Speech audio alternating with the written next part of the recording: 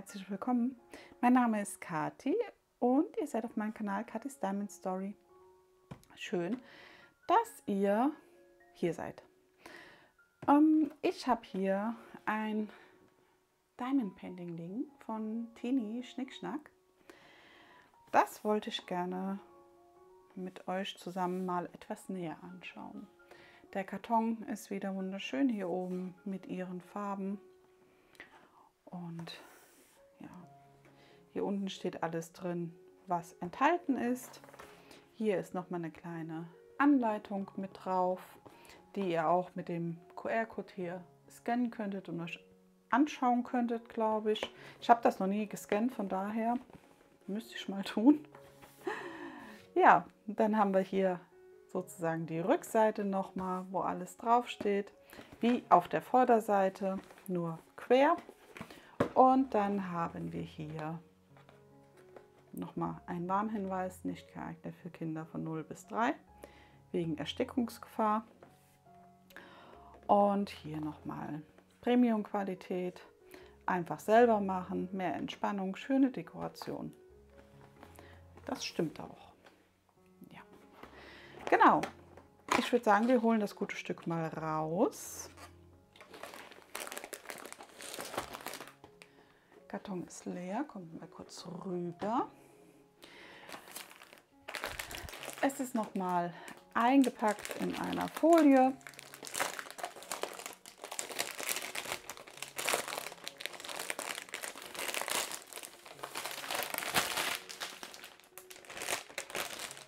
Finde ich sehr gut, denn wenn mal irgendwas wäre, hat man das Ganze noch einmal geschützt. Ja, wie gesagt, ihr habt ja hier alles mit dabei bei ihren Bildern. Das hier ist gegossener Kleber. Deswegen könnt ihr, wenn sich das Bild so aufrollt, einfach hingehen und es noch einmal entgegengesetzt der aufgerollten Richtung, also wie es aufgerollt war, könnt ihr es noch einmal in der entgegengesetzten Richtung einfach aufrollen. Ich mache das immer ganz locker. Ihr könnt es aber auch hinlegen und sich auslegen lassen, also entspannen lassen. Das funktioniert genauso gut, wenn ihr ein bisschen Zeit habt. Aber ich möchte euch das Bild ja zeigen und deswegen rolle ich es kurz. Und dann denke ich mal, seht ihr, ist das schon wieder super. Dass ich die Folie so mit den Wellen jetzt habe, das kam jetzt auch von mir vom Rollen her. Das ist nicht schlimm, die könnt ihr rausholen, die Wellen, diese Lufteinschlüsse ist es ja nicht, aber wenn euch das stört, kann man das ganz einfach abziehen, nochmal neu drauf machen und dann ist das super. Ja, ich habe hier sozusagen die Elfe. Ich weiß jetzt gar nicht, ob die einen Namen hatte. Es ist auf jeden Fall von der AI-Künstlerin Sandrietta. Genau. Da haben wir mal noch die Legende und das Tool. Ich muss kurz mal, aber ich dachte, doch, ist richtig. Wir schauen uns mal das Tool an. Da ist ja alles sozusagen dabei, damit ihr gleich starten könnt. Es ist ein schönes Einsteigertool, finde ich sehr schön.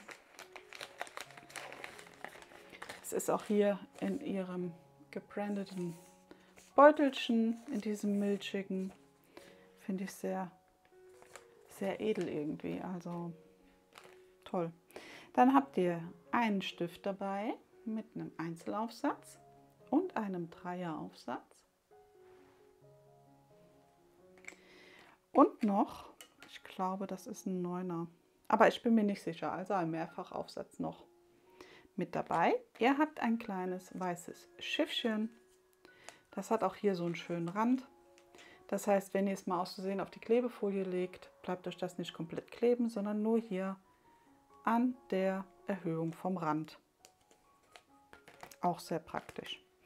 Dann haben wir dabei ein Döschen mit Wachs, 3 Plättchen blauer Wachs. Denkt bei dem Wachs bitte dran, dass ihr, wenn ihr ihn benutzt, diese Schutzfolie mit abzieht. Oder zurückklappt auf alle Fälle, damit ihr hier in den Wachs einstechen könnt mit eurem Stift. Ich lasse die Folien immer drauf. Also ich schlage sie dann nochmal zurück, wenn ich den Wachs am Stift habe. Und lasse es auch immer in dem Döschen mit drin. Irgendwie habe ich das Gefühl, dann hält sich das ein bisschen länger. Von der Klebkraft her. Ich finde, wenn ich den draußen liegen habe, ist er nach einer Zeit auch nicht mehr so geschmeidig. Aber das kann auch nur Einbildung sein von mir. Ja, ihr habt noch dabei eine Pinzette. Da habt ihr den Schutz drauf, weil die ist sehr spitz. Also hat auch einen guten Zug, also die ist wirklich sehr schön. Würde ich auch immer wieder drauf machen, den Schutz, damit ihr es einfach habt, wenn ihr sie rüberlegt oder so. Denn sonst ist sie offen und ihr greift vielleicht auch mal in die Spitze rein und das kann ganz schön schmerzhaft sein. Ja, dann haben wir noch dabei eine Legende sozusagen, also hier einmal für eure Döschen. Die ist schon vorgestanzt, also die könnt ihr so ablösen und euch auch zurechtschneiden, je nachdem, was ihr drauf haben wollt auf euren Döschen, könnt ihr das machen. Wir haben einmal hier diese fortlaufende Nummer, einmal das Painting-Symbol und einmal die DMC-Nummer. Wir haben 57 Farben und davon haben wir 1, 2, 3 ABs und 1, 2, 3 ND. Ich dachte jetzt, ND ist leuchtend oder Fairy Dust bei ihr. Ich weiß es jetzt gerade nicht.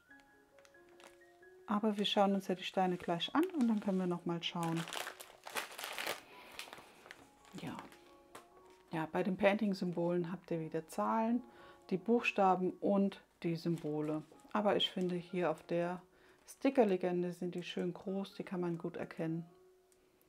Das ist super. Ja. Und dann haben wir hier auf der linken Seite von diesem Sticker-Sheet noch einmal Diamond Painting, Teeny Schnickschnack, noch einmal, wie alles funktioniert.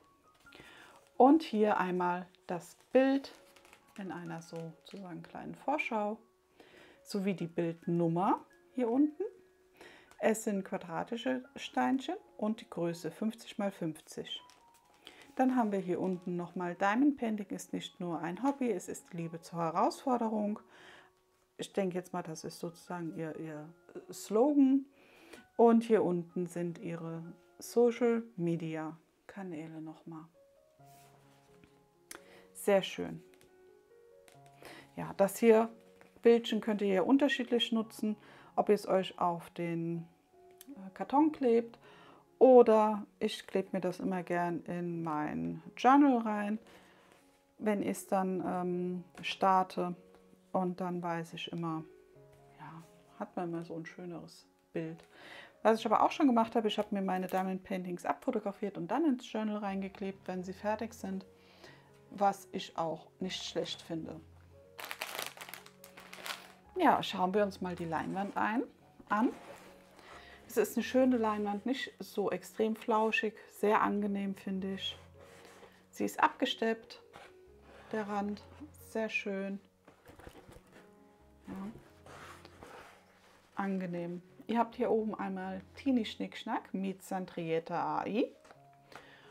Und dann haben wir einmal hier rechts nochmal ihr Bild, ihr Logo und nochmal die Daten zu dem Bild. Also einmal die Bildnummer, die Steinchenform und die Größe 50 x 50. Dann haben wir hier ein kleines Vorschaubild und dann auch die Legende sozusagen. Also einmal diese laufende Nummer, das Painting-Symbol und die DMC-Nummer.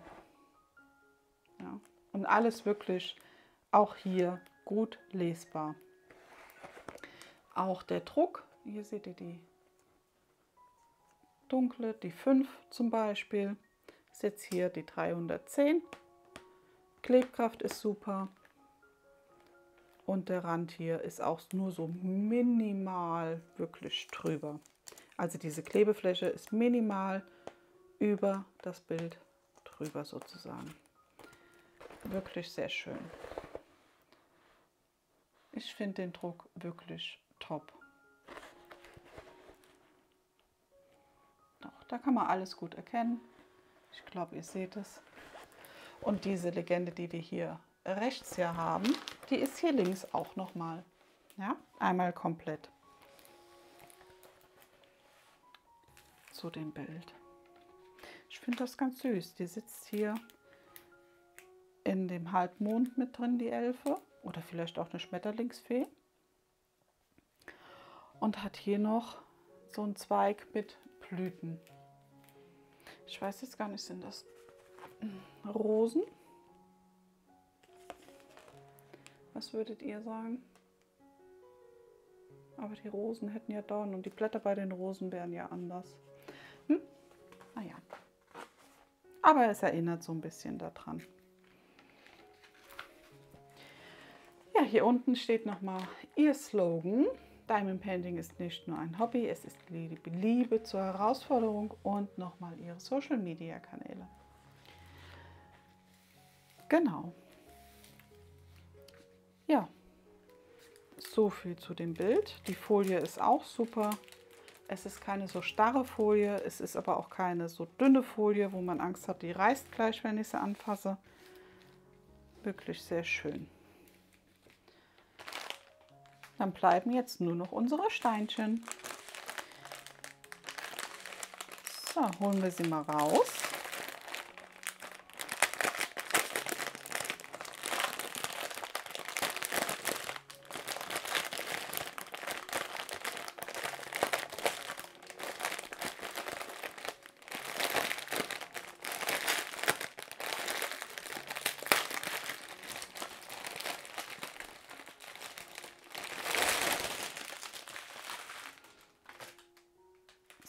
So. Ihr habt hier auf den Beuteln, ich muss gerade mal gucken, wo es startet. Hier steht einmal diese laufende Nummer, dann die DMC-Nummer und die Bildnummer. Also ihr hättet alles drauf, um die Steinchen sozusagen getrennt vom Bild zu lagern. Ja. Und es ist sortiert nach DMC. Also es ist, glaube ich jetzt, oder? Doch. Ja, genau. Auch auf der Leinwand ist es sortiert nach DMC-Nummer. Außer die Sondersteinchen, die sind ja am Ende sozusagen. Hier. Die haben ja die DMC-Nummer mit dabei, aber die sind nicht mittendrin einsortiert, sondern die stehen extra, unsere Sondersteinchen. Und sonst ist es hier, die normalen Steine sind nach DMC sortiert. Ja, wir haben hier die 152, die 154, die 223, die 224, die 310, 4 Päckchen. Dann haben wir die 312, 2 Päckchen, die 336, ein Päckchen, die 353, ein bisschen 414, die 452, die 517, die 518, die 519, die 550, die 597 und die 760. Ich finde das auch bei ihr schön, das hatte ich jetzt auch schon bei dem Mystery-Bild und bei der Avocado, dass die DMC-Nummern sozusagen schon dicht beieinander sind und dass das immer so einen wunderschönen Verlauf gibt. Also das ist wirklich toll.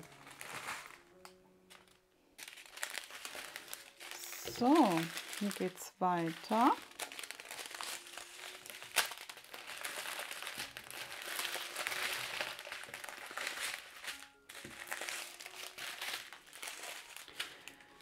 Die 775, die 779, die 806, die 819, die 823, 2 Päckchen, die 915, die 917, die 930, die 931, die 932, 2 Päckchen, die 939 sind 1, 2, 3, 4, 5, 6 Päckchen, die 951 und die 3041. Hier habe ich es jetzt gerade ganz gut gesehen. Ich weiß nicht, ob ihr das seht. Hier sind ja so kleine Löcher drin und dadurch sollen sich die Steinchen ja in diesen Beutelchen nicht so statisch aufladen. Müssten wir mal darauf achten, wenn wir es abkippen.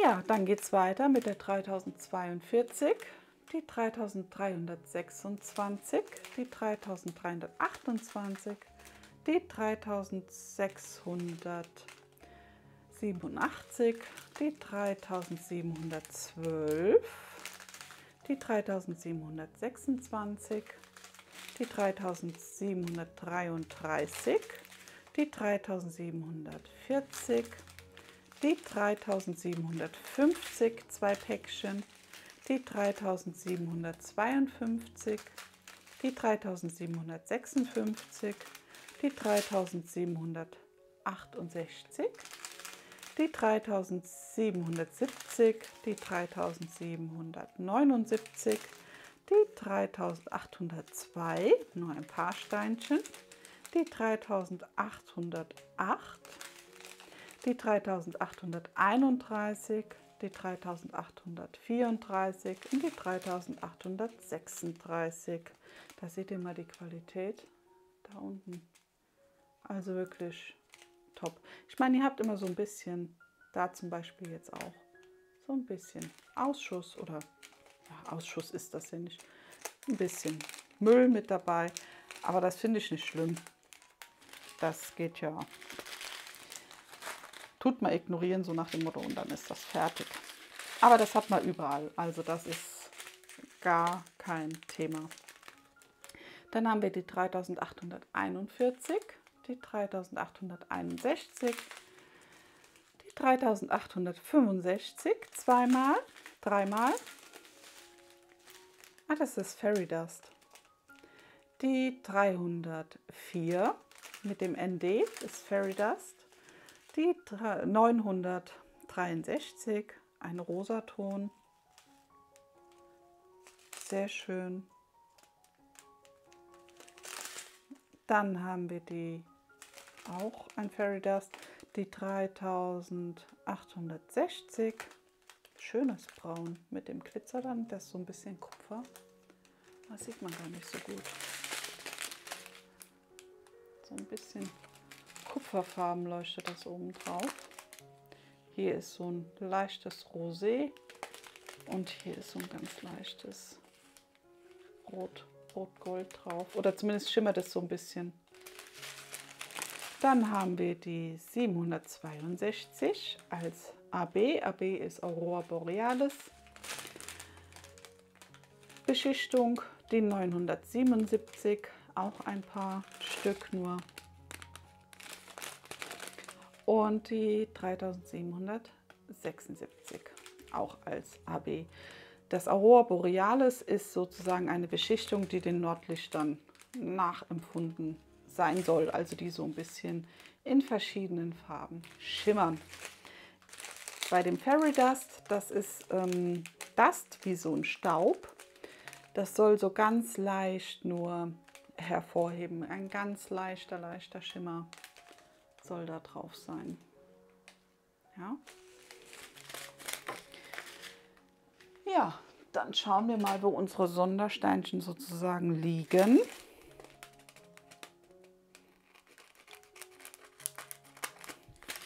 Schneiden wir uns die mal ab, schieben die anderen nach hinten. Die Bände brauchen wir noch. Und dann starten wir einfach mal. Schauen uns die mal an, wo sie sind.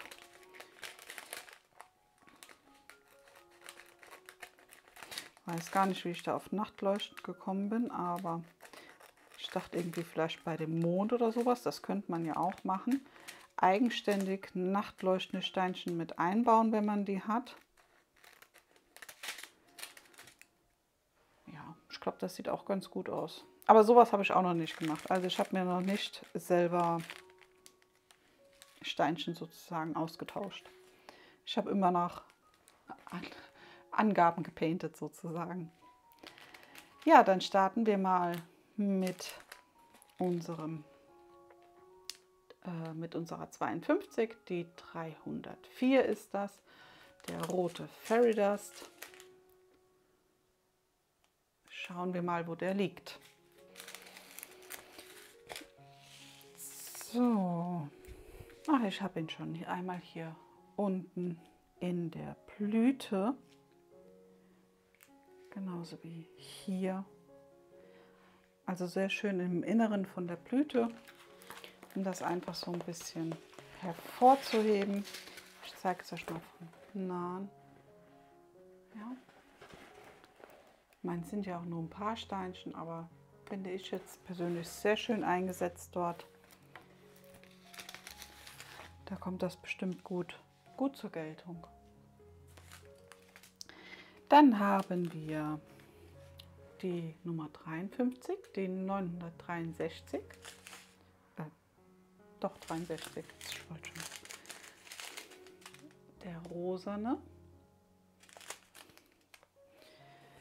Und der ist einmal hier ganz zart an ihrem Bein entlang. Genauso wie so hier hinten am Rücken. Hier am Kleid und in den Flügeln mit drin.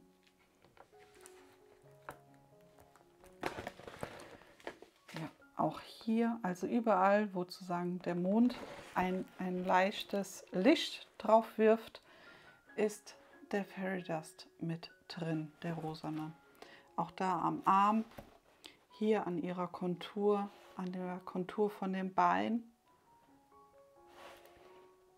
Dort am Kleid mit dabei, genauso wie hier. Und wie gesagt, hier in den Flügeln mit drin. Also an den hellen Stellen, wo sozusagen das Mondlicht noch durchscheint. Sehr, sehr schön.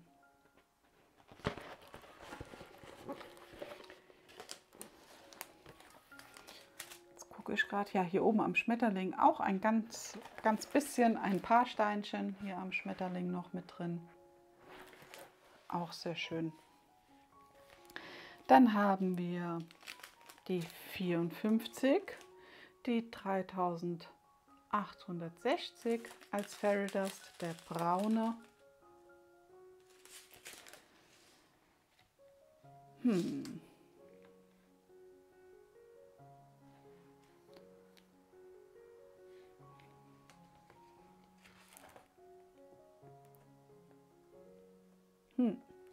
Genau. Den sehe ich jetzt gerade nicht. Oh je. Ich hätte ihn jetzt irgendwie hier bei ihr mit vermutet, aber da ist er nicht. Da ist die 2. Ah doch, da. 2 Stück. Hier auch. Also hier am Arm haben wir ihn und hier an der Hand oder an dem Arm, der am Knie liegt.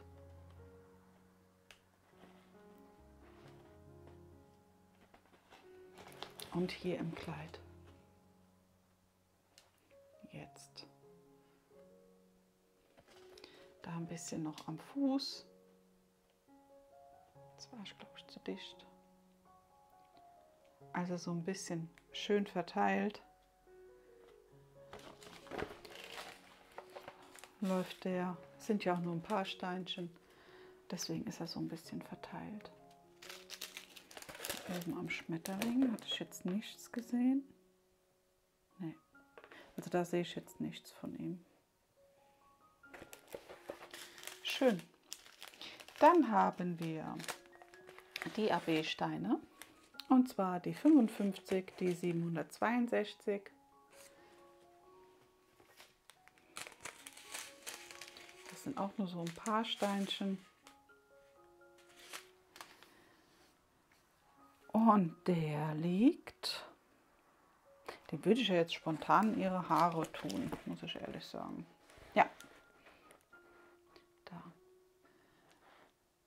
An ihren Haaren, am Dutt hinten sozusagen. Hier läuft es rund. Und da am Flügel nochmal mit drin.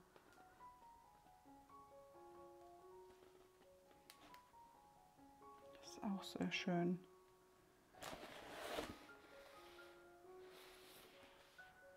Ja, ich glaube, das war's. Da am Flügel, wie gesagt, und an den Haaren ist der weiße AB-Stein. Dann haben wir die 56, die 977,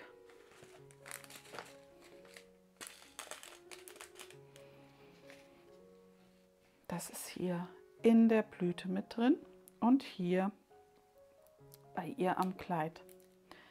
Also vereinzelt gesetzt in der Blüte sowie hier am Kleid.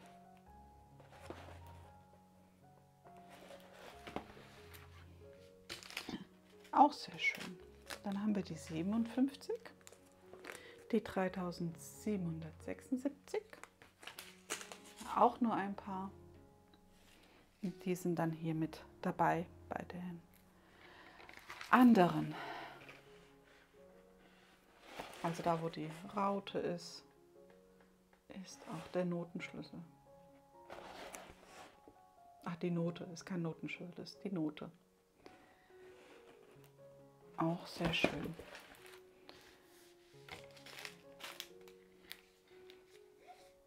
Ja, das ist die Elfe von Sandrietta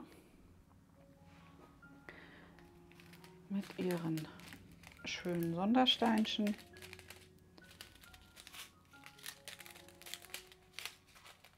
So. Ja, wie gesagt, mir persönlich gefällt sie sehr gut.